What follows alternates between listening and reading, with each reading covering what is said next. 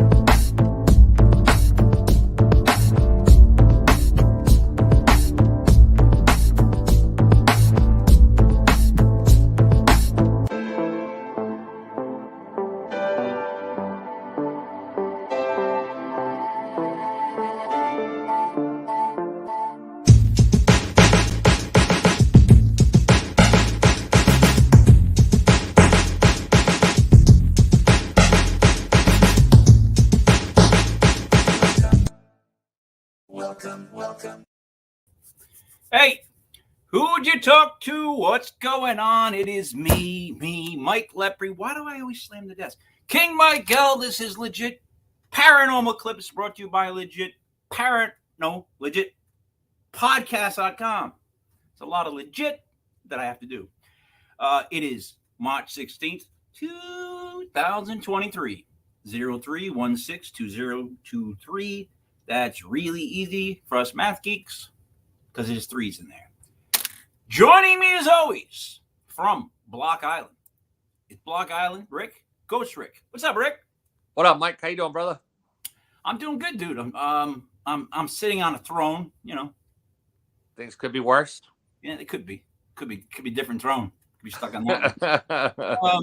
So how are things on Block Island? Good. Club Soda just opened up, so we're rocking and rolling over there now. Things are, getting work done at the Go Shop, and looking forward to the spring and summer, Yeah. Summertime. When it comes to summer, I think, buddy, money, Thayer. What's up, buddy? Hey, good evening, guys. How we doing tonight? Just taking a little pergander out there in the backyard. The mountains are looking like the snow's starting to melt on the peaks, and the loons are like starting to slowly taper back into the scenery. I'm very, very excited for another beautiful spring, summer, and fall here in gorgeous Smithfield, Rhode Island. Did you say speaking of the environment and water, I'm drinking God's beer, Poland Spring. It's very delicious. It's clear. It's non-alcoholic, and it will keep my liver clean. So, cheers, gentlemen. Hey, Chin Don. I didn't know we were drinking. Oh God. So, buddy, we're going to be looking at some clips, right? We have a few somebody here to show some clippages from a young man. Usually we go to somebody like in Kentucky or Tennessee or Georgia, but this guy is right from our own backyards. I used to work in Bridgewater.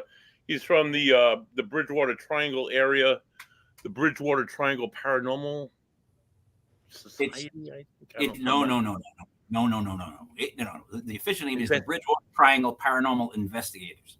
Oh, thank you, Mike. You saved me yet again. You're welcome. Two things. I love local paranormal groups. How do you know he's young? How do you know he's young? Just his age? Did you I'm ID him? looking at his face right now, Mike, and he looks like he's in the green room, and he looks like he might be like within our age group, at least within my age group. Within your age group. That's what I was going to say. Maybe not yours, but within ours. All right. You want to do the introductions? Joining us from the lovely Bridgewater Triangle region, another paranormal investigator. Please welcome to the show, Harry Green Jr. Welcome, Harry. Thank you. What's up, Harry? What up, Harry? By the way, I'm 41. I just had a birthday. He's younger than I am, Mike. And he's way younger than you are, dude. He's a pup. He's not even 10 years younger than me. He's not. Well, whatever. He's not even 9. He's in the same range, Mike. He's in the same range. Come on, buddy. Respect your elders. Yeah. You got no manners, kid. None. Well, I'm sorry. boy, the Green's the last name. That's what got me all stuck up. I'm sorry. What's your first name again? Tim. Harry. I'm all over the place. I'm trying to write notes. Harry Green. That's a great name. Yep. That really is a great name. Growing up, that must have been so much easier than my last name. Harry, first clip I want to show is the USS Salem, the one that I have pulled up. I know that there's the shadow figure at the 48-minute mark. Yes. But I'm going to start it at the 43, 44-minute mark because I just really enjoy hearing. Is that you talking? Yes. He's got a little. Before we roll into the clip, can I just a quick question? What part of the ship? Because we've been on the ship. What part of the ship does this take place? That was above deck. One of my younger investigators was just filming the ship as we were getting ready to investigate it, and he just captured it on his camera phone. Awesome. All right, wait a minute. What do you mean younger investigators? What's the deal with trying to make me and Rick feel old? Why do you say that? Why did you have to bring that up? Younger investigators? Yeah, younger to me. The kid was 19 at the time. Much younger than you, Mike. It was my kid's age. Let's see. The ones that I know of. So, all right, let's go and get into this one. Rick, you're going to like this. He's got a little shtick to him. He's like filling back with like a Chucky doll. I'm very enjoying this. Watch. Let's do it. It's a nice ship you guys worked on, but your services are over now. You can move on.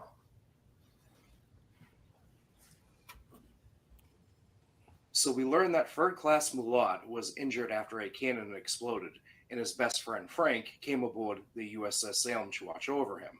And in that same rack where Frank was watching over Mulat, that cat ball was lighting up and the REM pod went off. Where that cat ball is going crazy right now is the rack where he's supposed to be watching over him. Is he there in the rack, Frank? Now, we were able to capture an EVP. Right when Lewis went to pick up the cat ball off one of the racks, you can hear someone saying, "Get off." So to me, I believe that it's an earthquake patient that passed away who sees Lewis in his personal space.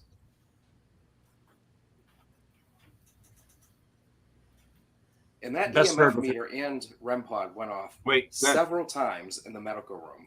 And it was said that there's another... What did you want to say? I was just saying it was best heard with headphones versus just... I heard the off. I definitely heard it with my ears. That kind of stuff is stuff we have to go listen back to or listen to again. But I'm enjoying the whole thing.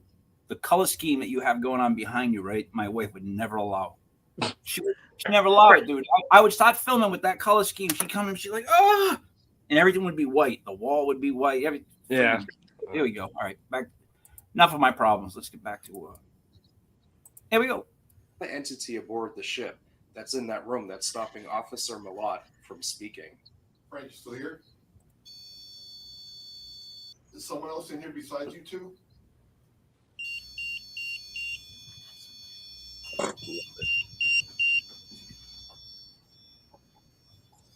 Is Skip the person who's stopping Hidefs Mulat from communicating with us?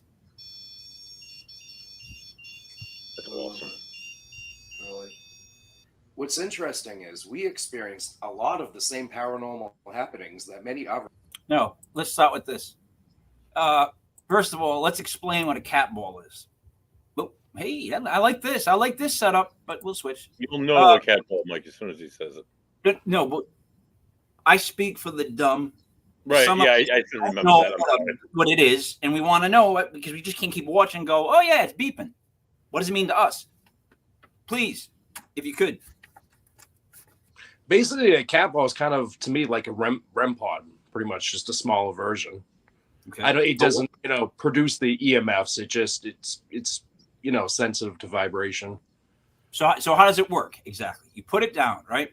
Yep. And it's supposed to sense or beep when something is around it? Yeah, basically from vibration. If it senses something is touching it, it's going to light up. All right. I never seen one that beeped, though. It's a cat toy, Mike. Yeah. So if you touch it, the lights will go off. And that's the whole purpose of it. So if the lights are going off, that means something touched it. And that's the coolest part about the cat toy. Rick, have you ever heard of the cat toy? Cat ball, cat something? I've seen them before. Yeah, they're pretty cool. All right. We personally don't use them, but other groups have. So you're saying cat balls aren't for you? No. Let's go with this. Have witnessed as well. In this article, it explains that the chairs have been pulled out and tossed across the room on occasion. Loud, unexplained banging sounds have been heard, which could be similar to the knocks that we heard. The printer at the ship's museum, Peter Blumberg, explained a mysterious figure appeared before him down one of the ship's dark hallways. And Mike, we we're not also seeing the video. heard what sounded like a Oh, you're not seeing it? No, it's a little box on the bottom, Mike. We got to make my it big. bad. Why don't you tell me that when I started? Why would you wait that long? Why would We thought you knew what you were doing. I don't know. if I knew what I was doing, I'm watching the video. What is that? Was that you? Did you just laugh? No, it sounded like. What a room. Oh my God. Was it one of the wheels moving? It sounded like a chair or something. It did. It sounded like a chair pulling out. And Dominic captured several of these knocking sounds. Can we get knock if you're here? Heard it? That was just now? Yeah. It was in the background. Holy shit. That is. A knock.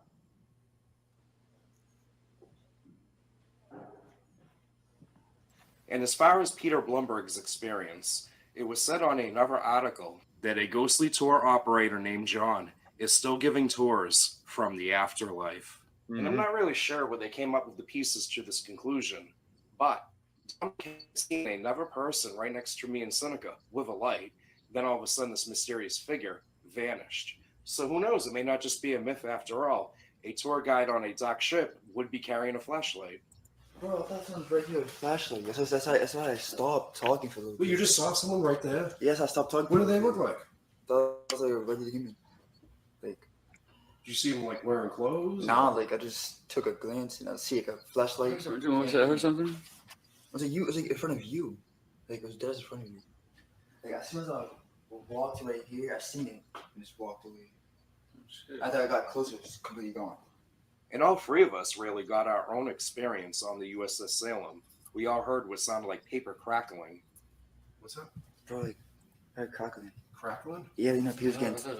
You know papers get. You know papers again. Yeah. They toss like that. Yeah, yeah. That's what I heard. Like right here.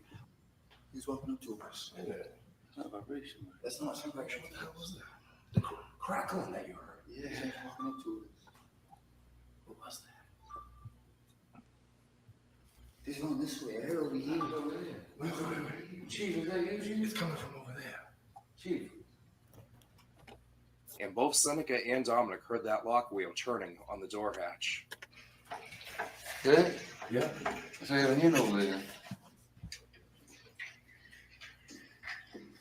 Yeah, it's like that. Trying to open Now, in the wardroom, me and Dominic thought we saw a shadow. Then all of a sudden it got really cold. But we may have actually just seen this figure. Dominic managed to capture with his camera phone a black shadow running above deck. And the shadowy figure disappears into the ship's walls. He didn't even know that he captured this until the footage was reviewed. And honestly, our jaws dropped when we saw this. I'm going to go ahead and play it for you. So in this room, me and Dominic could have sworn we saw a shadow. And all of a sudden, we felt a cold spot over here.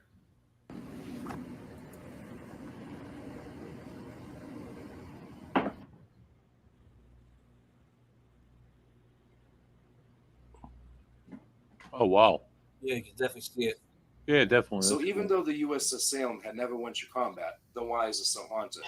Well, I know it's been said that because of the ship's high electromagnetic field, that's having effects on the human brain causing hallucinations. But honestly, that doesn't explain all the evidence that's been recorded. You have to consider the many tragic deaths aboard. So this negative energy stained itself throughout the ship. The earthquake victims died abruptly in life, so to them they probably feel they have unfinished business left. And as far as the ship's crew that still wanders, well, it's like what Don explained. These guys came from nothing, joined the Navy, and the ship's crew was really all that they had. And when they left the service, they went back to nothing. So to them, they're right back where they were happy. So the ship will always be their home. All right. Before I have to play that again, I'm going to do it right now. Right here. Sworn we saw a shadow, Let's watch this shadow figure again. and all of a sudden we felt a cold spot over here. And no one else is on the ship. No. Nobody's walking against the light. Wow. Yeah. No, you can't see So anybody. even though there. the USS Salem had All right. Now let us extrapolate upon what we just watched. Extrapolate. I'm going to start off first. Love the hat. Love the hands. But my favorite is the turn to the left. You turn to your left when you're ready to deliver perfect. You have perfect transitions on your videos. Buddy, could you please learn how to do that? I need to work on it. I need to go to film school. Sounds like he's telling a story to somebody, legitimately, and it's just flowing, and it's like, am I watching him or is he talking to me? Like, you didn't get that? He's turning to his left, he's talking to me. I'm like, oh, fantastically done. I'll say that, Harry. Oh, thank you. The video in it it's really well done. Now, about the USS Salem. Rick, you have not been on board the USS Salem, correct? Have not. Rick, we gotta go, dude. It's a great place. Love to. I have been on twice. Yeah, the first time was definitely better than the second time. But So let's compare a couple of things with you guys. So, buddy, what did you guys bring in for equipment? we had the REM pod like he had. I believe they also had that set up in the hospital. You and I didn't, and Joey Paranormal didn't investigate with that. I had a K2 meter. I had my recorder is my. You don't need to show us. On every investigation, Sony recorder, it picks up so much stuff that over the years I'm blessed by this alone. Flip phone. The cameras, video cameras, with higher end mics and stuff, and I don't know, just like a bevy of stuff. Honestly, it was more. I got more feelings that night than I did. Like my own senses really went off that night than I got with like gadgets and shit. Here's what we learned. I don't know, Harry, if you felt this, but the Chiefs' quarters has a different. Like the minute you walk in, the air is different. It's different. The room is different. Whether it's good, bad, or indifferent, which is kind of weird. I just said that. It's still just a different feeling. What did you guys think about when you were close to the Chiefs' quarters? We didn't really feel anything different because Don was explaining that there's a liar aboard entity that likes to lie during EVPs. Yeah, it's he believes that it's a elemental, which is even scarier than if it was the Chief. In my book, you don't want an elemental. Rick, sounds like Dungeons and Dragons, but that's how it goes. It's all right. So you didn't feel differently in the Chiefs' quarters. That was like the main place that I felt it. The second was the engine room, buddy. Or the anchor room. Yeah, the anchorless room. Yeah, the anchor would drop down. We kept hearing the little girl's voice. Right, and then asking for knocking sounds, and you would get knocking sounds inside that room. They were very distinct and clear, but there was nobody standing in there. And then I left the recorder there and continued to get voices when there was nobody remotely near that end of the ship. So Harry, cool. The thing that scared me when we were there wasn't the knocks, because knocks, I guess they can be explained as anything, or they could really be what they are. You know what I mean? But like when you hear a little girl's voice, should not be on that ship. So that's where it got weird, right? So that's where this all kind of started for me. Like, because we did that thing a long time ago. We've been doing the show for I don't know how long. I have my notes here. I have to think way back we did that, and it was my wife who heard the little girl's voice, clear as day. And my wife's not gonna lie about anything like that. She didn't know she's just on a ship, But that hearing the kid's voice, that's what made me think of Elemental at that moment. Because, buddy, here we go back into it again. I don't believe when you hear a child's voice that it's actually a child. I'm one of those guys who thinks children and dogs go to heaven. So I always worry about is that it's not a child in the first place, and secondly, what child is going to be on the at USS Salem. Now, I know that what was stories about where they picked up like people that were stranded or whatnot, people from war. I get that. I still don't see a little kid staying on that ship. Well, there was a bunch of earthquake victims though from the Ionian Islands, so she could be a victim. But why would she stay on the ship? You know what I'm trying to say? Like, I just think that when you hear something that's so innocent sounding, right? Especially on the USS Salem, it's not innocent. Rick, what do you think about that? I don't know. Kids ghosts. I mean, it could be just a reflection, you know, as opposed to just to an intelligent spirit. You know, a lot of times we get those where it's just, you know, just looking back at basically a reflection of old smoke. We didn't see it. We heard it. You know what I mean? If we saw it, I would have freaked, dude. I would have jumped overboard if I saw a little girl sitting in the middle of USS Salem. That ain't cool. You know what the hell? But you're looking through notes, aren't you? I do have notes. Yeah. One of my best EVPs for that, and I can remember it. Harry, we're in the Chiefs room, and you were in the corner with your wife and Joe, and I was sitting on one of the little stools. And they're all like machine stools. They line that one countertop area, and I had my recorder sitting on my lap, and you guys were in the corner asking. You thought the chief was in that corner. I walked into this dark corner, and I said, "Is the chief in that corner?" And I'm like, "Where is the chief in this room?" And there's a voice that says, "I don't know if you guys see that notes in there." It says, it was a creepy whisper that says, "Beside you." And it was clear as day, and like I can remember it. It's one of those things that you can't excuse. It's like beside you, like right in the microphone. It's like Jesus Christ, man! Thank you for that spirit. But Harry, he's never let me hear any of this stuff, so I don't even know that it exists. I'm being dead honest. It's been 2 years. I went in there. I was game for it. I didn't care where I walked. He filmed it, recorded it all. He got it written down in a notebook. He's crazy. You think he's shown it to me, the wife, once? No. Now, what were you going to say before he started talking? Oh, about the little girl. Is it possible maybe her parents died on the ship and she's stranded there looking for her parents, maybe? All right. Then that takes me to my next part. If there are really kid spirits that are stuck and they don't understand that they need to go on, then everybody that claims to have the ability to pass people over should be in the Sweet Pickles bus, traveling around the country, shaking up the children's hospital, sending every kid home. Yeah. Can't think of a better purpose. So that's my whole point with that. Like, if you have people that can do this, and then you're going to say that it is this, well, hey, it's like peanut butter and jelly. Let's get this done.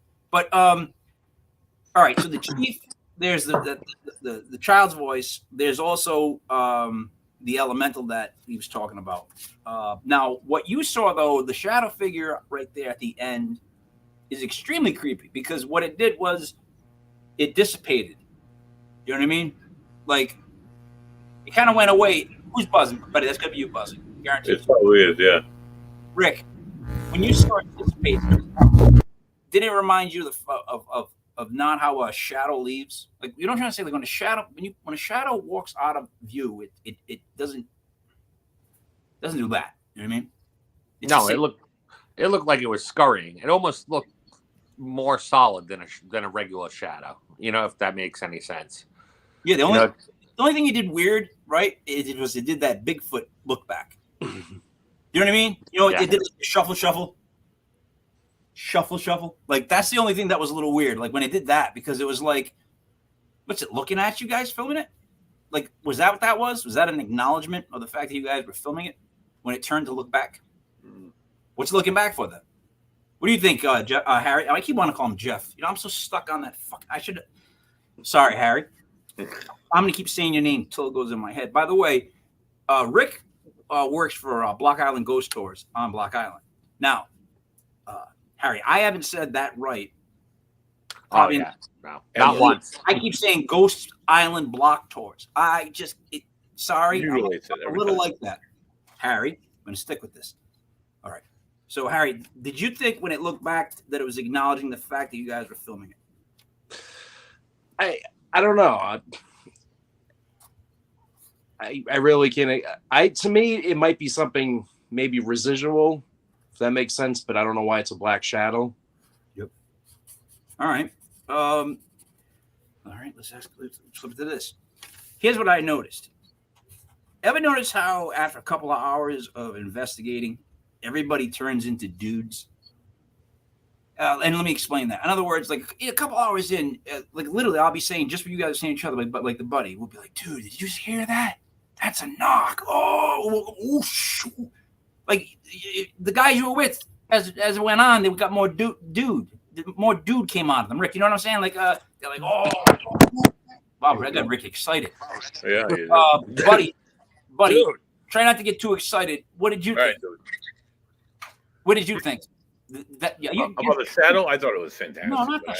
All right, Harry, you understand what I'm talking about the dude thing? How like it goes on. It's not like you're more open to hearing stuff, but it seems like that you end up being like that, right? Like in other words, if I hear something, or buddy hears something, it starts like this excitement, right? And then it's like a bubbling. And then if you hear something else, you start going like, dude. You follow me on that? All right, Harry's with me. Guys, take a note from Harry, will you please? He's with me on this, and he does great production value. Buddy, I haven't seen there you go, Rick. I haven't seen a loon all night. Not one loon.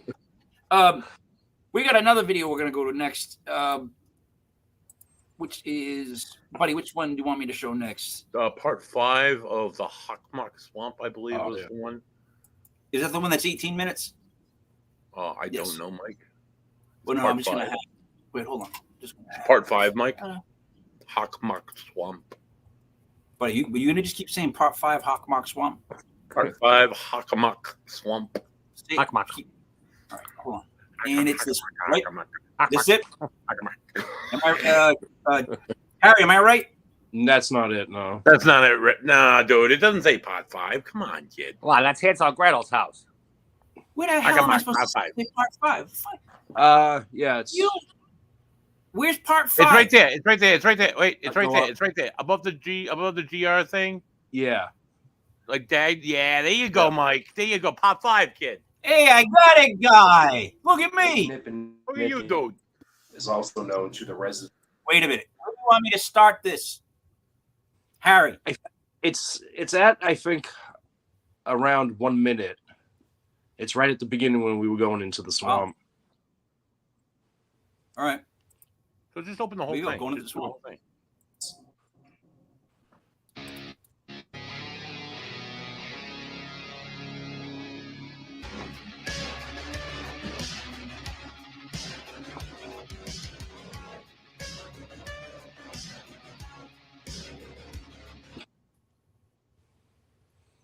You know what? Hold on.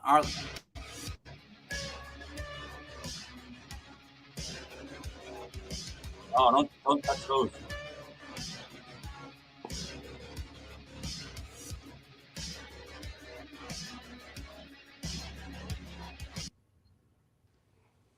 That wasn't me.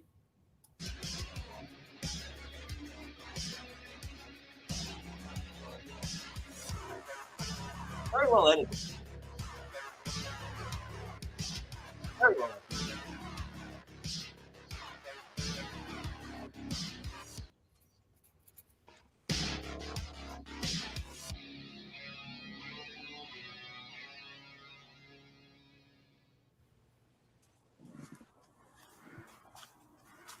So I'm hearing bullfrogs. Yes, you are. In the swamp. A little distracting. Oh, you smell that? Yeah, It's got like a musty smell. yeah.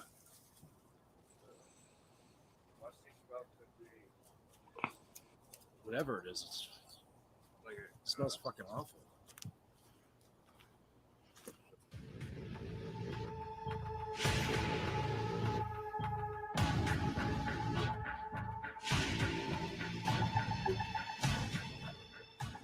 Okay. So there's a path there. Yep. And the main path is here. Which one should we take? Ooh, the main one. This thing is fluctuating like crazy. Well, it was.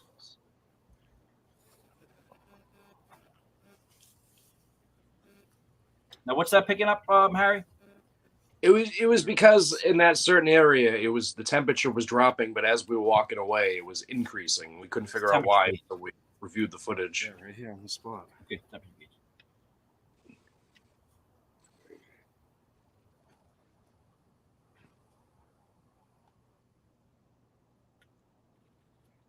The thermal camera wasn't reading any cold spots.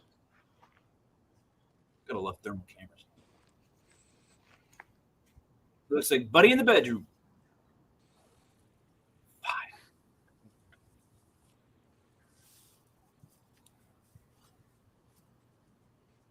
Yeah, now we're at 74.4.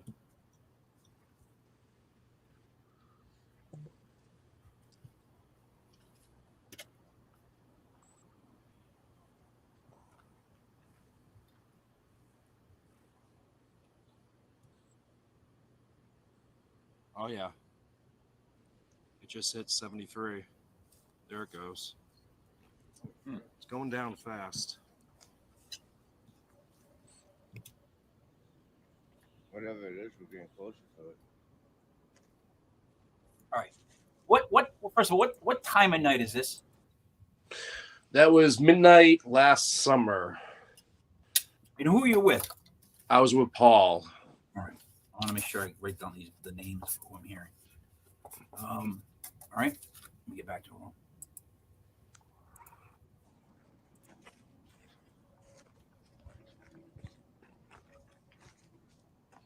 I could have sworn I just heard someone or something walking on these leaves as I started walking. Oh, it's a frog. Yeah, there he is. Oh yeah. Oh yeah, it is a frog. Yep. Hey, little buddy. I get those around my yard. You pick them up, they piss in your hand. Did you know that? Mhm. So we're Yep. hearing something coming from down that path. Kind of fun. You into that sort of thing, Rick?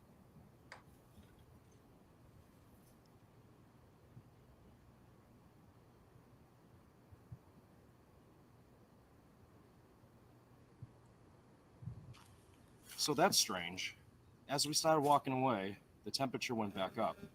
But down there, it's cooler. Yeah, it's wet. All right, are you walking uphill, downhill, closer to the water? The water was on towards our right, so we were going north of the Oh, it's the Hockomock. same. I don't think maybe the water would change the temperature. Or the breeze off the water. There doesn't seem to be much of a breeze. No. Although it doesn't look very warm. So we're deeper and deeper into the Hockomock. And there is another pond in here. It's called Nunkit's Pond. Yeah, something like that. Numbnuts Pond? It's a hidden little Something pond like that. deep in these woods. I'm actually looking on my GPS right now. Nunkit's Pond. Nunkits.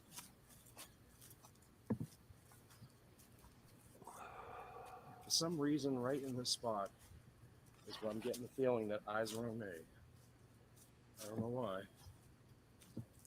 Never shown that for about 50 feet.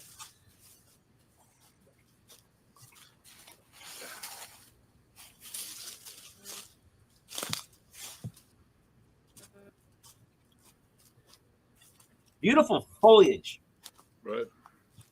Write that down, Rick. Foliage, beautiful. Someone had a fire.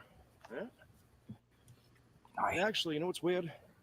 A lot of people say that they see these mysterious phantom fires coming from the other side of the lake. I wonder if it's people having an actual campfire. It could be. It very well could be. Kids do crazy things. Yeah, that's a big myth that's in Bridgewater, that people see these phantom fires Oh, yeah. hovering on That's the top of the opening. water. Well, it's just kids across. Yeah, the camera isn't Yeah. really picking up on Probably. the lake, but it's beautiful, guys. It's very soft. Yeah, I would not walk in that crap. Right. We're actually lighting a fire just to keep the mosquitoes away, and we're gonna use the REM pod over here. Is there anyone here among us? Nice. Can you step in front of that device? Anyone at all? You know what? Hold up. First off, the cojones to stand out in the woods past midnight with a little fire going, right? And you're calling into the woods for something to step out in front of you. In the Hogmark Swamp of all places. Harry, I'm from New England as well. However, I'm from a very new Italian area. Guys drink. I'm afraid of anything coming out of the woods. And I'm not even talking about it might be like a creature. It might be a ghost. It might be just two goons trying to like lift me up and shake out all my coins. You know what I'm trying to say? Like, I would be terrified to stand in the woods and just announce to anything that it can come out of the woods. Am I the only one that thinks like that? Rick, would you do this? Yeah. Well, Harry, what's the history of the area that you're in? That's Lake Nipponicket, also known as Lake Nip in Bridgewater. Yes. The beach has been closed since the 90s. People mysteriously drowned in that water, and it's only 3 feet deep. Gotcha. And it is in the heart of the Hockomock Swamp. Gotcha. How do they die? I mean, wait, how do they drown? No one knows. It's a big mystery. There's been is that where there's been satanic worships, or is that the Freetown Forest? That's the Freetown Forest. There is I do have a belief that there may be quicksand at the bottom of that water. Mm-hmm. So you might get sucked in, and if you're over your head, you might panic and drown. True. Could be duck poop. They had to close down the Naughty Park one where I live because of duck poop. It was making people sick. I'm not even kidding. It was making them sick while I was swimming. So it was making them cough and gag up. Being dead serious, it was duck poop, not loons. Duck poop. Duck poop. Hockomock. I know it. As far as history goes, I know it dates back to the what is it? The Wampanoag Indians. Hockomock is a place where spirits dwell. Yep. Yeah, that's an awesome.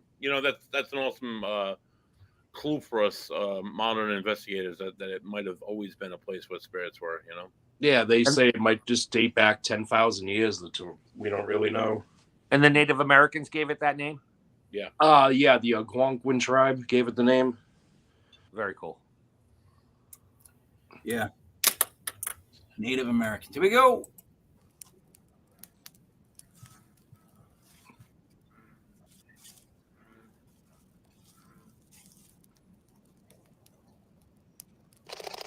My friend that's holding this loud device, his name is Paul.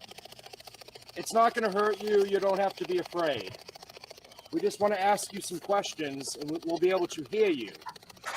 Even though it Can you sounds start off by telling us your name?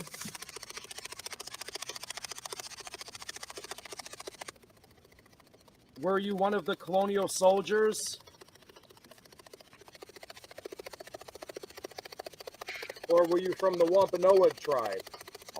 We're having a nice fire. Will you come and join us?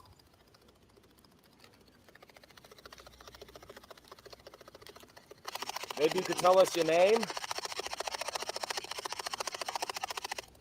How many others are out here with us tonight?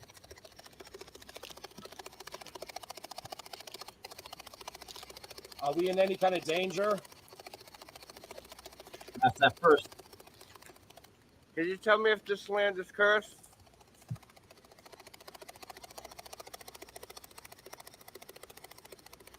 Are you a man or a female? Was this land made for you and me? I'm sorry if you passed away from King Philip's War.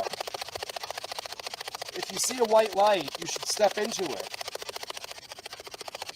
The war is over.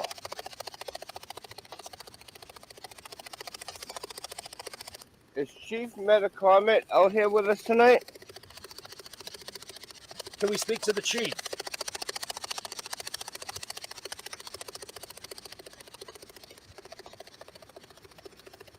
We ain't getting nothing on that spirit box. No. But that's about it. All right, fire is dwindling. So far, we've cut nothing. Added to this urban legend. I enjoy this. Someone's on the other side of the lake and they see this fire. Yeah.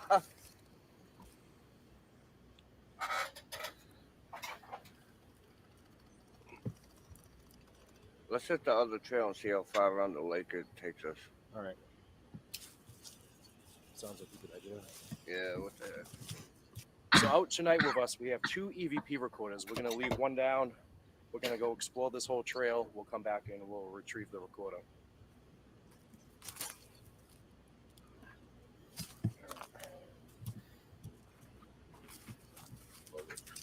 So, Paul, you want to stick to the trail or do you want to go exploring in the Oh, Paul wants to explore. Explore.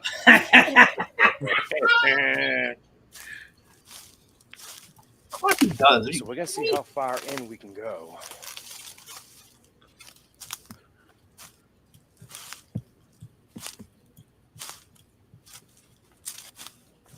This is just dangerous, period. Right. No, it is. It's actually wide open in here, too. Yeah, there could be coyotes out there. There could be fisher cats. Meow. They It could surround be, the coyotes. So it's all around There you. could be like the Jabberwocky UFOs. The, Sasquatch, dare I say? the lady made of trash from Fraggle A Rock. little bit tight Right. as we keep going in. You just cut that, huh? That was a good one, Mike. Yeah, we're probably close to that little pond, too. That's probably why the ground's getting soft. Yeah. Let me look on my GPS. Oh, look at these webs, dude. That is dope. See, that's According stuff I to would the look at. GPS, if we went Right. straight that way, I will say though, that this is balls like going out there at this time of night. Ugh. half a mile. Poison Ivy Heaven. So we're just going to stand here in complete silence. See what we can capture on the digital recorder. North.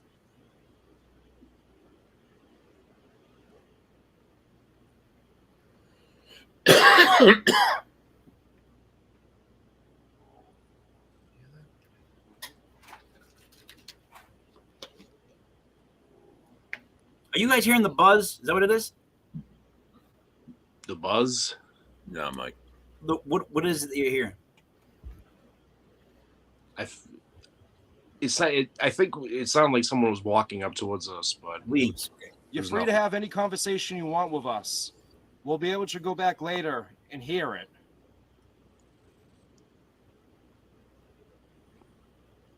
But we come in peace. We want you to know that.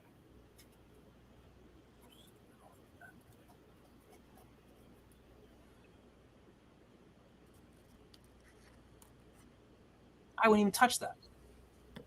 Look at Mm. that. I get a rash in a heartbeat. Mike does not belong in the outdoors. Yeah, No, I get poison ivy really bad. You have no I idea. believe it. the urban investigator. A lot of ticks. That's right. Well, the Bridgewater Triangle, Could don't be they have a just devil an dog animal. or something like that? yeah, in Edmonton. And then there's another one. What was the Pudgawudgies? Yep. In Freetown. I'm probably saying it completely wrong, but we had a few guests on the other show that talked about them. Yeah, we had Falzano. dude, we had the guy on who coined the term Pudgewudgie.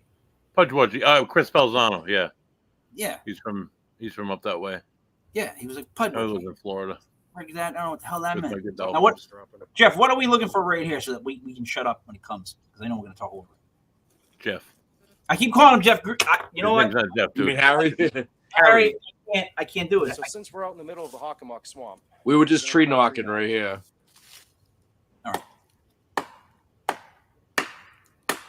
This is like a Sasquatch thing, right? Yeah. Just giving it a try. As well.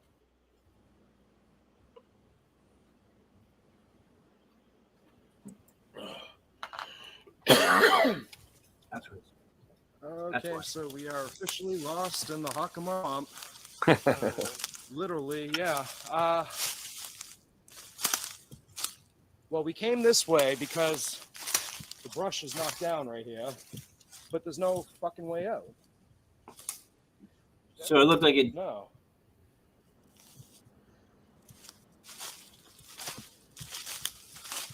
Maybe we came around this way.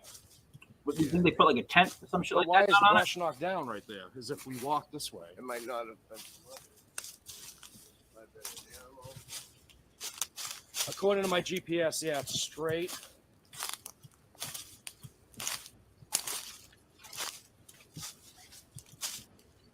And then we have to go this way.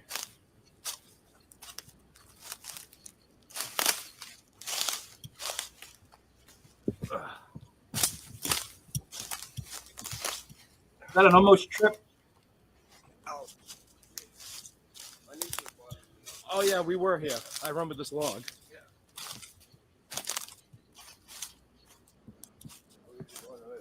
Yeah. So we are back out on the main trail. Boy, would that be a nightmare not knowing where you were, though. Mm-hmm. It's a big So area. if I remember correctly, I left the EVP recorder up ahead over here. Right here. Right here, actually.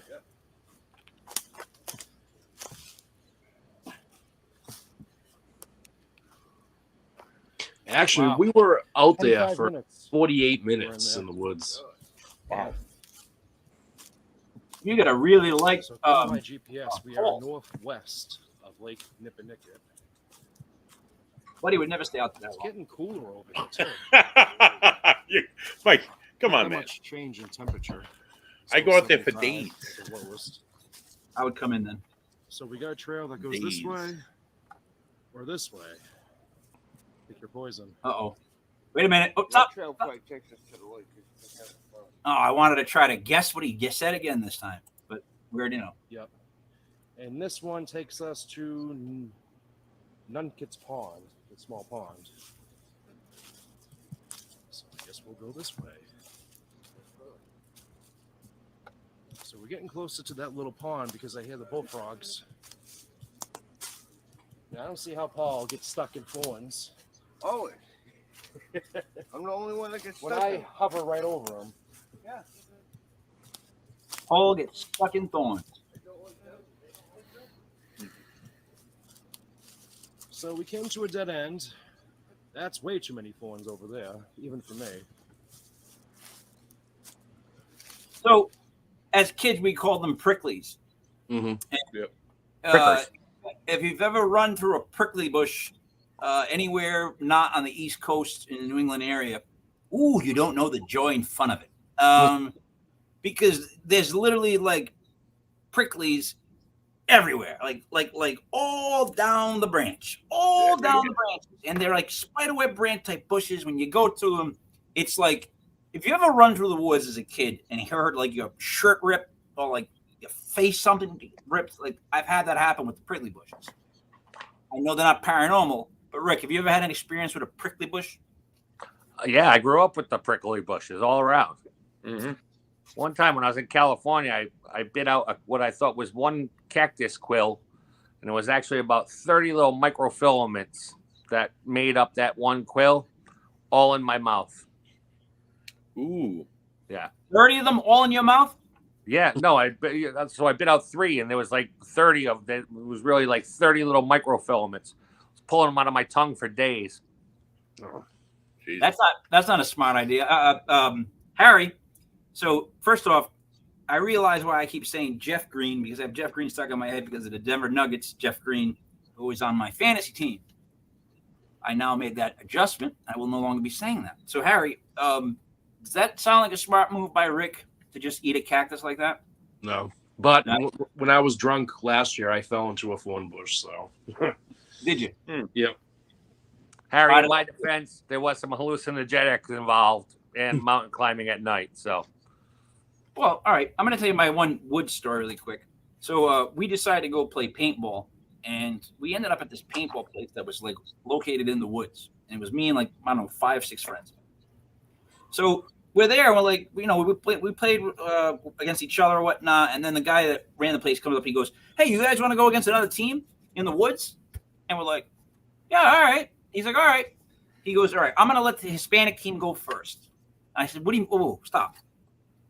I said, did you say Hispanic team? He goes, yeah. I go, all right.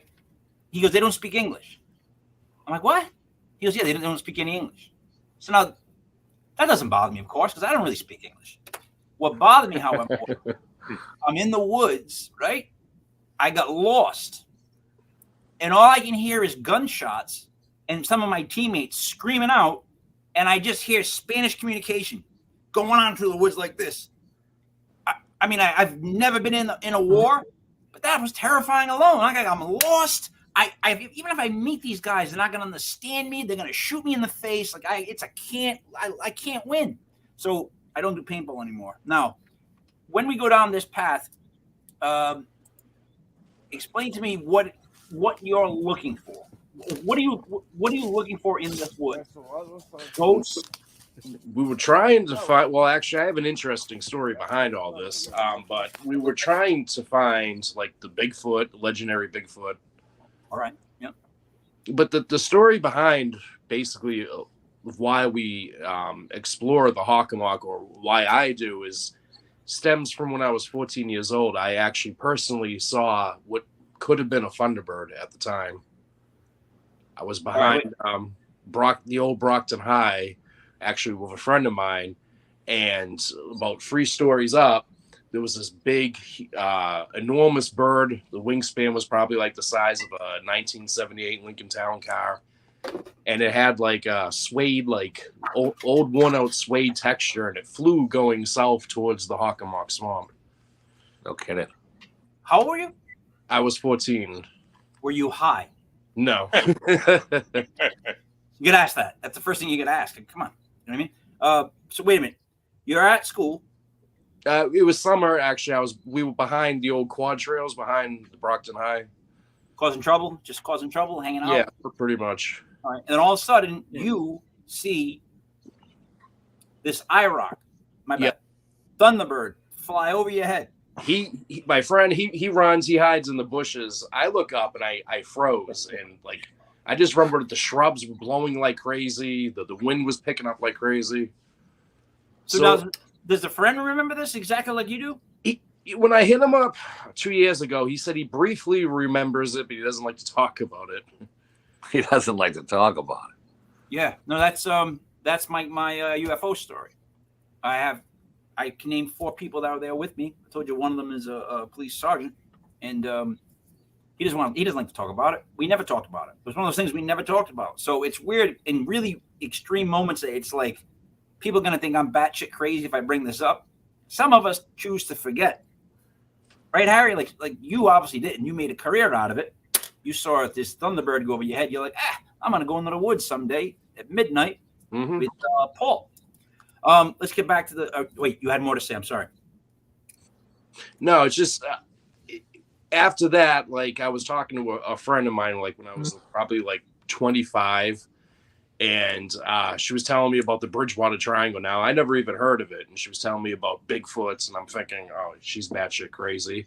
And until she mentioned the Thunderbird, this big giant bird, and I was like, well, wait a minute, that's kind of resembles what I saw when I was younger. So ever since then, I just, boots to the ground, been investigating it. So this triangle thing came up early on during us doing the show, and then it came on like a year in again, right? It seemed like the triangle itself seems to shift, right, buddy? Where they claim the location of it is, it slightly it's shifts. pretty exact, Mike. It's pretty well mapped out. It starts. Does it go from like Dayton to like? It's never increased land. I've noticed that it's bigger than what Lauren Coleman mapped out, but he just mapped out like Abington, Rehoboth, Freetown. Mm-hmm. Yeah, buddy, it's bigger than when they thought it was, because I thought, come on, Lizzie Borden House. Yeah. Now, isn't that borderline on the Bridgewater Triangle? And they consider that kind of in the triangle, but it's not. They don't consider that to be in the triangle, but I think the triangle is bigger. I think it goes all the way from Salem to Rhode Island, all the way to the Cape. Yep. Yes, the Rhode Island had the vampires way back. That's what the law is. That's a superstition. Rhode Island has a lot of, Hey, all right. like serious By the way, paranormal activity, though. By the way, Mercy Brown. the fact right now that you're on a paranormal show and you're saying that vampires are, oh my God, vampire. I didn't say Count Chocula. I said vampires. You were like, I there's know. no such thing as vampires. We're talking about ghosts. Ignorant farmers from New England, dude. That's all that was. That wasn't. I don't think that was anything supernatural to that at all, other than people were not educated at the time. Well, yeah, tuberculosis they believed was the cause for a lot of that stuff. But I will tell you, I never believed in vampires, and the whole Ghost Tours company went out to New Orleans last winter, and they have some stories there that make you really wonder if there's something behind it. Oh, for sure, yeah. I mean, I did it again. Me, Harry. Am I wrong in saying that for him to say that vampires are completely ridiculous, but then he sounds the ghosts in the same breath is a little strange? You know, more normal person like me. I'm kind of a little wary on that too. It's just like the whole Rhode Island thing with the zombies a while back. I might have been one of those zombies because I don't know what you speak of. There was people eating bath salts. So they were getting all messed up. Yeah. All right, bath salts. That's all you had to say. Yeah. They're doing that with probably had fentanyl laced on it. You know, imagine that bath salts with fentanyl. Next thing you know, Breakfast of Champions. Did you ever see the zombie woman in Seattle? No. You guys ever seen that? Look up zombie woman in Seattle. I might actually pull it up. There's this woman that all of a sudden in the middle of the day, she's got like hair ripped out of her head. It's kind of painted like a little bit whitish and there's like black around the eyes, and she's holding like a bloody baby. One shoe on, one shoe off, and she's limping and she's all cut and she's just screaming. And it took like 4 police officers to get her down. I'm like, what the is this? All right.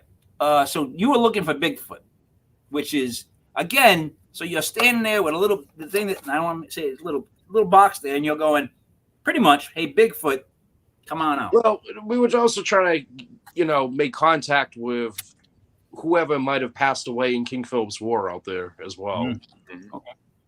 Hey, buddy, you and this guy should have a beer. Right?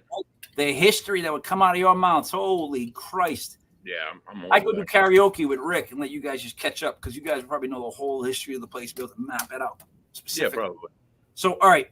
No, last question, Harry, before I go back to the tape. If you saw Bigfoot, what would you do? I wasn't prepared. I'd probably just karate chop him and run. Karate chop him. Yep. I like it. All right, see? All right, no, wait. You see him from 20 feet away. He's not looking at you. What do? I'd make sure I have the camera on him. But do you just stand there? I'd stand there, film him, and then I'd run. All right. Rick, what would you do? Run. Buddy, you know what I would do. What would you do? I would crack a beer and approach the man and say, hey, dude, let's have a beer, dude. Yeah. See, I wouldn't do that. But dude. I always said, Harry, like, I don't want to, I'd rather not die in an old folks' home. I'd rather not die hooked up to a ventilator. If I'm going to go out, I would love my obituary to say that I got beat to death by Sasquatch. Like, seriously, that's a guy's way to go out, right? Because you figure if that thing is ever really real, and Daniel Benoit hosts a Bigfoot show tomorrow night on this site at 9:05. He has all kinds of Bigfoot stuff, and we went to one of their Bigfoot cons, and there's so many different versions of how Bigfoot exists, whether he's real, he's through the universe, he lives in the ground, all these different versions of Bigfoot. And what always weirded us out was every one of them always said stuff like, oh, yeah, I saw him, and then I ran away. And it's like, what? You went out in the woods for like 3 days, and you saw him? You didn't pull your cameras out? No, it was too scary. We just ran. I can't get over that part of the whole Bigfoot hunt. Like, you know what I mean? Like, why would you run? You would at least, like you said, stop filming. You're there. I mean, if you're going to get killed, hey, you already made that decision.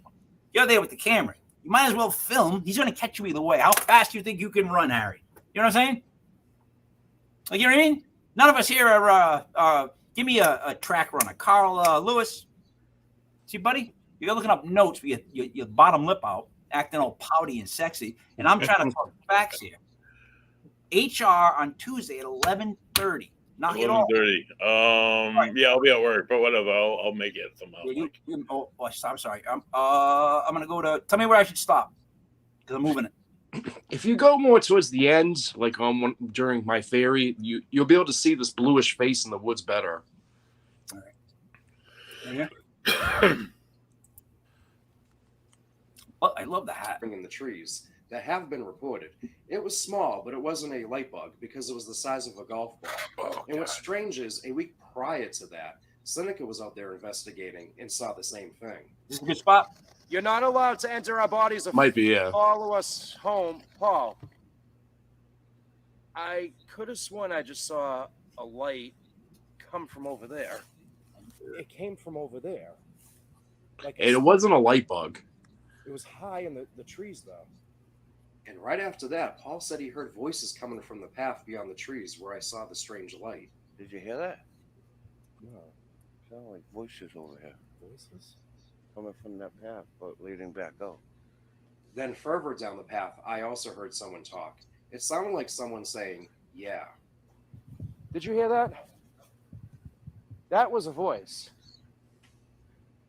So it sounded like someone saying, yeah, as I was making a speech. So, we came to the conclusion that the land isn't cursed. It's more of a vortex, releasing all these anomalies due to all the blood spill that got soaked up after King Philip's War. And well, if this wampum belt is ever returned, it may release a positive energy, closing this vortex. So it might have been just like a minute back. So, for the record, your wrap up, right? What is it? You just went your wrap up. You basically just what did I just do? I don't even know what's going on. You basically just like gave such an intelligent wrap up that I'm like shocked at how like you expect like someone like me to follow you. Like you just went. We didn't think the land was haunted. What we thought was there was bloodshed from blah, blah, blah. And I was like, oh no, I couldn't keep up with you with notes. So what you're saying is you don't think the place is haunted. As far I as don't the know. land, but We you don't think it's more from the wars and that kind of energy. They say that the land is cursed, so we don't believe that the land is cursed. We believe it's a vortex releasing the Thunderbirds, these Bigfoots, these cryptid demonic dogs. We think it's kind of like it's from like basically all the blood spill. It like soaked up and like absorbed all that negative energy. Yeah, I can see that. Again, I've always said where there's a lot of that stuff happens, you know, the whole nature area would be affected, you would think, right? It would just affect that. Rick, as I pull this back, just a couple seconds. Wait a minute. Wait. We did capture, though, in the trees, a blue-looking face that looked like the head from the Wizard of Oz. Mm-hmm. And it evaporated into like a bluish like mist. Tell me when. A little bit back more. Back? Yeah. Stone. There's you. There's you. Oop. Right there. Yeah.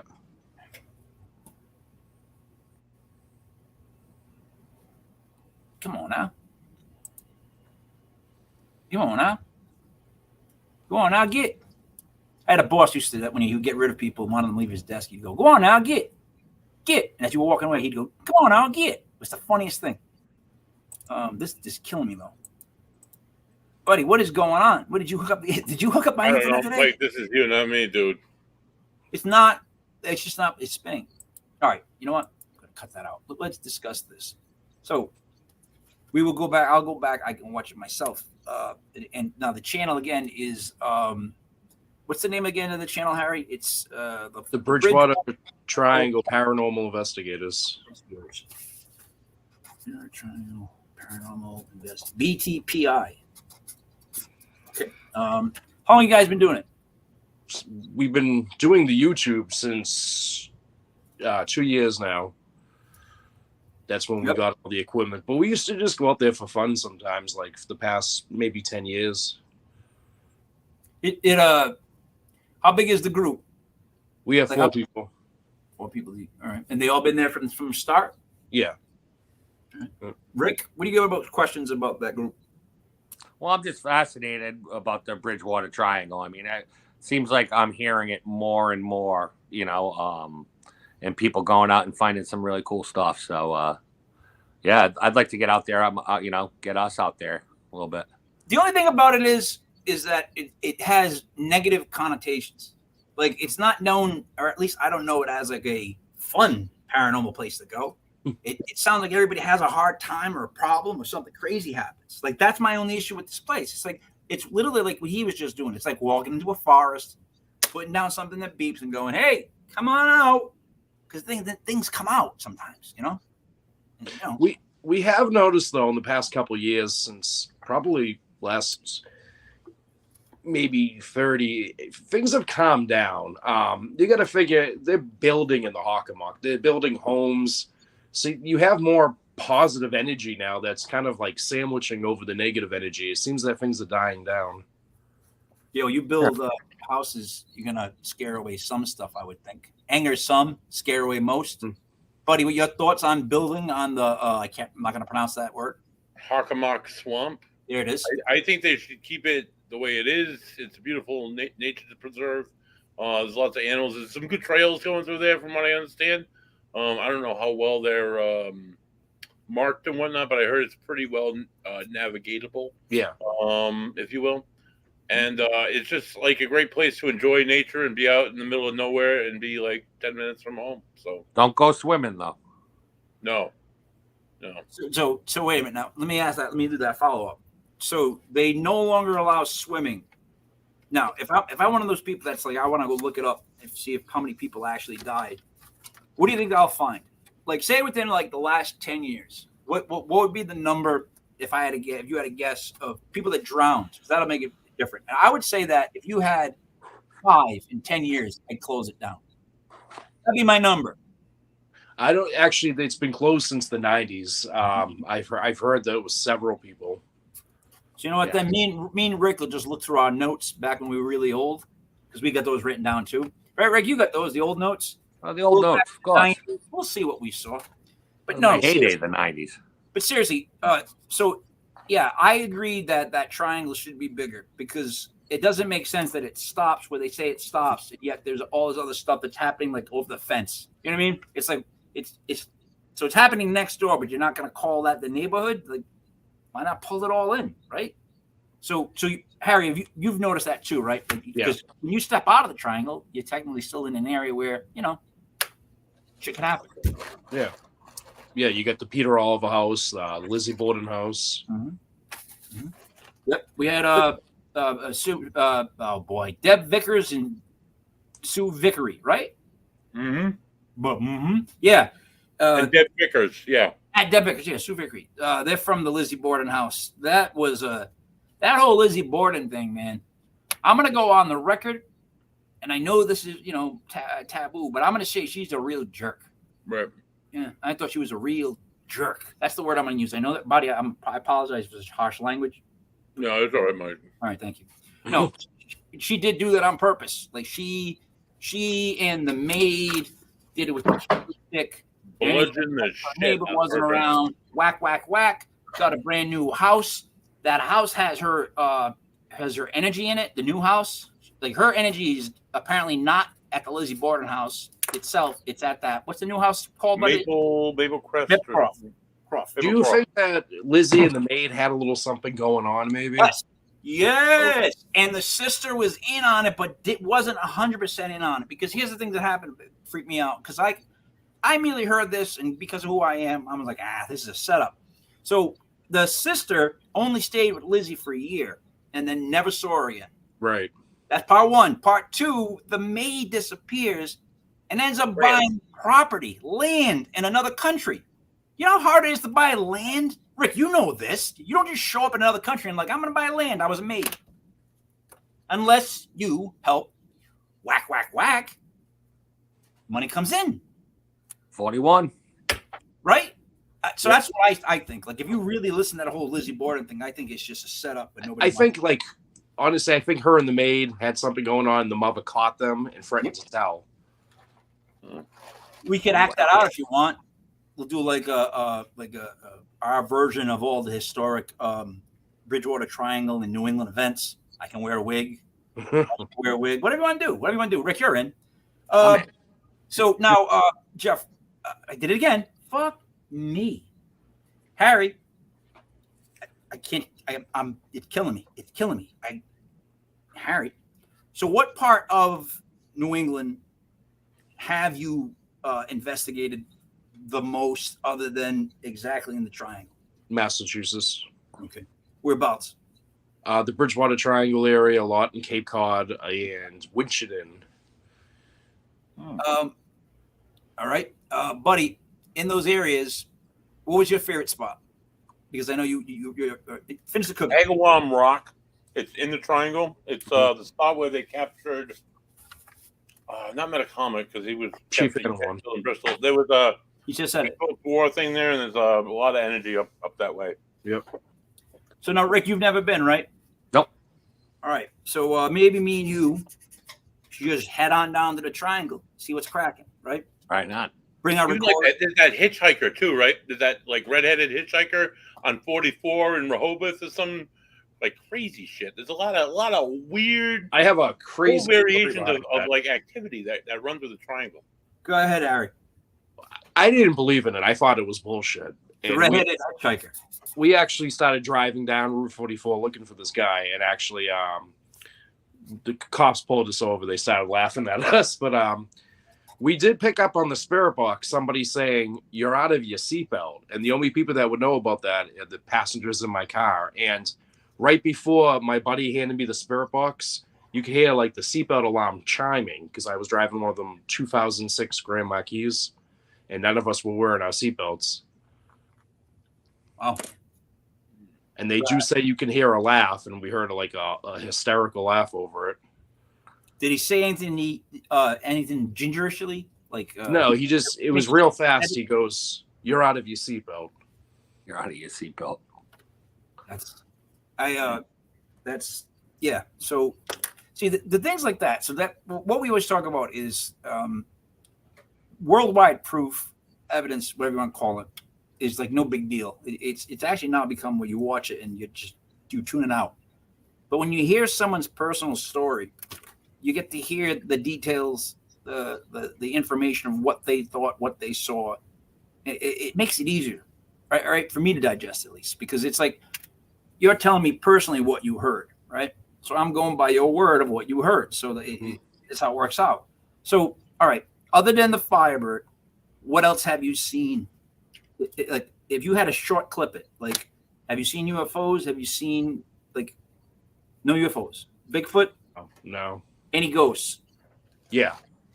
Ghosts. Apparitions. Any... Seen one in real life at the Hanson Tuberculosis Hospital that's no longer there. It was more like a white translucent like apparition. It was like kind of hunched over, floating towards the main entrance. Awesome. Well, what was it? Just you? It was me and two other buddies of mine. This was back probably like when I was 25. That must did that shake you up now? Did that make you want to go do it more? No. See, I don't get that. I don't understand that. Like, I really don't get that. I don't understand how that would make you want to go do it more.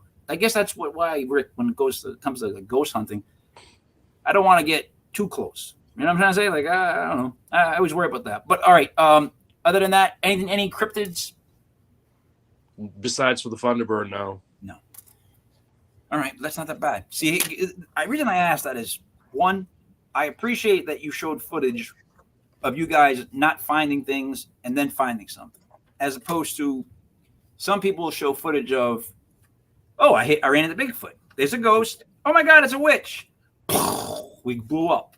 We died, but we're here. But like, you know what I'm trying to say? Like, that video is just like, what, really? But like, we've always been buddies. Always said this too. Watching the minutia of the hours go by of you guys actually walking and doing the whole thing makes it make more sense when you see stuff. But it makes it, I don't know, puts you more in the spot, right? Rick, you know what I'm saying? Like, if it was all greatest hits nonstop, when you ever see that thing, you always get like suspect, right? You kind of want to see a little bit of, am I making sense to you? Oh, absolutely. And God bless the people who have seen the witch, the alien, the Bigfoot. Like the village people all at once. Yeah. So, God bless them and all. But it's neat to, I'd be okay with just seeing a few select things, That's what I'm trying to say. And then to ask somebody, I always ask because some people will say what they've seen, and then some people have seen everything. Everything. Buddy will make up fake names of stuff, and they've seen it. That's a fact. So that's where it gets a little weird. All right. Harry. Did that right again? Yep. Anything you'd like to say before we wrap this up as far as your channel? Any websites you'd like to plug? Anything like the YouTube channel, we just made a documentary actually last year that explains the whole Bridgewater Triangle. Yep. Awesome. And again, it is the Bridgewater Triangle Paranormal Investigators. Yep. Rick, Block Island, talk to me. What's going on? What do you want to say before you wrap up? Harry, thanks for coming on. It was a lot of fun meeting you. If you ever want to hop a boat and come out to Block Island, we're spectacularly haunted. I'll show you around. It's a great time. Block Island, happy St. Patty's Day tomorrow. For all you leprechauns out there drinking the green beer. If you're on the island, come out to Soda, visit me. We got some music going on. As far as ghost stuff, we're still building the escape room.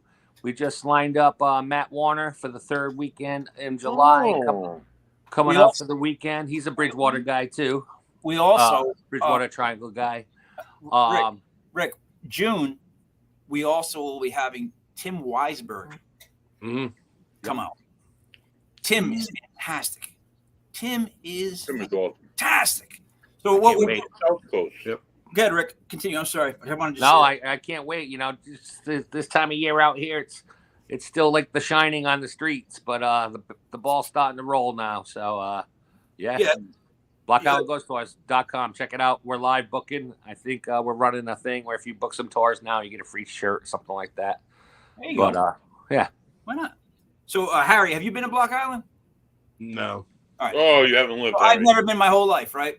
Lived in Rhode Island my whole life, just never went. And then I finally did go. And now here's what I think of it, right? I haven't been in the summer yet, but I've been there in the winter. It's cold when you walk into the wind.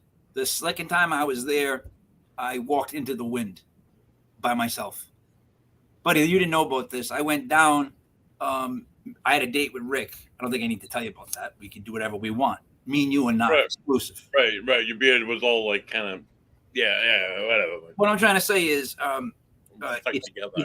there's a lot of weird stuff that's happened there, that goes on there, battles that have happened around that island, on that island, like things that have been done to people on that island. Like there's so many stories. There's the serial killer of that area. There was the cross-dressing serial killer that lived there. There's like all this stuff. And man, it has that weird, no offense, Rick, weird type of feeling of all the people in the town and what it looks like. It looks like they want you to get really comfortable so you can fall asleep and they can cut your throat. No offense. That's the vibe you get, right? That's happened once or twice throughout history, Yeah. We gotta get you out here in the summer. It's a lighter vibe out here in the summer than in the winter. In the winter, I always try to explain it to people. It's like an independent film, where they see the people dragging the house across the ice with the chains. Mm-hmm. But and the only people there are real fishermen, real divers. I was talking to this one guy. He had all these like different stones that he got from the bottom of the ocean. Yeah, he's done so much more than me. Look, what am I supposed to tell this guy? Buddy, what do you get to wrap it up with as you're chewing? What is that? Fine cheese? Yeah, I have a good cracker I'm chomping on now. Hey, I want to thank you for joining us tonight and bringing on your clips and your evidence. It's always nice seeing another investigator's work, see what they do, especially in an area that's so known to me. So I got to get myself out the hot mark this spring and go on a nice hike or something. Maybe bring my recorder, maybe bring the dog. I don't know. Tomorrow night, like Mike said, we get the Bigfoot show. Join us Sunday night live at 7:05. Legit Paranormal will be hosting Joe Vitale. He's a paranormal researcher and investigator. Mike, like you, he's also a musician and an award-winning filmmaker. Joe has spent the last 30 years on and off investigating the paranormal across the United States, and he's known for his new, it's a new documentary, The Harrisville Haunting, the true conjuring story. So this guy from Italian Joe Vitale. Yeah, he came out from like Michigan and said, "Hey, I know you guys," and he did the Harrisville Haunting, and he thinks he knows. I watched that last night. Oh Great. yeah, was it good? Yeah, it was really good. I'm gonna have to. Where was that? Netflix? Either Netflix or Prime, one of the two. All right. So then tune in Sunday, Rick. Maybe Yeah, absolutely. Listen here and guy talk. Last week we had Roland Comtois. Yeah, he was a very interesting person. He has something about him that's a little bit different than everybody else in a positive way. But he's just got there's just something there. Harry, I'm sorry I said Jeff all night, but it's no offense to you. It is offense to me. It's something that I do. It's one of those mental tics that I have that if I get stuck on a name wrong, I do it more than once. Forget about it. You said you were Jeff Green? Yeah, Jeff Green plays for the Denver Nuggets. You talking about in Massachusetts? No. I just kept saying Jeff Green. Jeff Green. Like I kept thinking Jeff Green. Like every time I want to say your name, I keep thinking your last name with it. So instead of just saying Harry, I'm going Jeff because I want to say Jeff Green. It's the age, Harry. It's the age. Yeah, dude. You get old. I mean, you're still young. When you get old, really old, like we're 74. Well, Rick's 75. I'm 74.